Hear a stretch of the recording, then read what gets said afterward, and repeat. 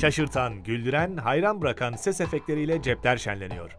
Cep telefonunuza My WordTunes ses efektlerinden birini indirmek için istediğiniz ses efektinin anahtar kelimesini ekrandaki servis numarasına mesaj olarak gönderin.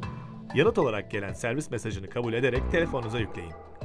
Örneğin, alkış ses efektini cebinize indirmek için telefonunuzun kısa mesaj bölümüne T-Sound yazın.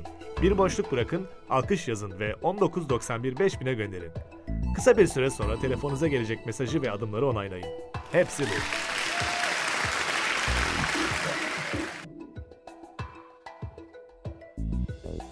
Aç karı, aç telefonu. Ya kardeş açsana şu telefonu, aç diyorum. Bak bağırıyorum, aç diyorum ya. Kırı mısın lan sen ya?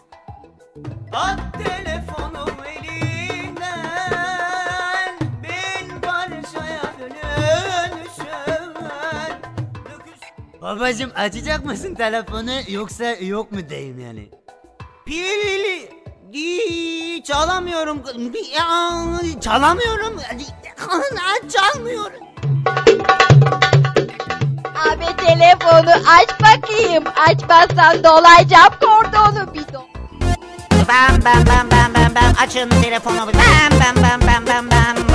açın. Hani en güzel aşklar imkansız gelir ya insana.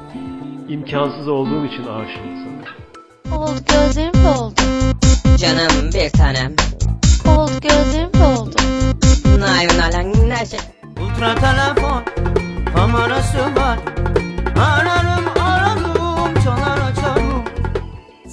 Telefon olayı böyle karizmatik bir sahip görmedi falan yani.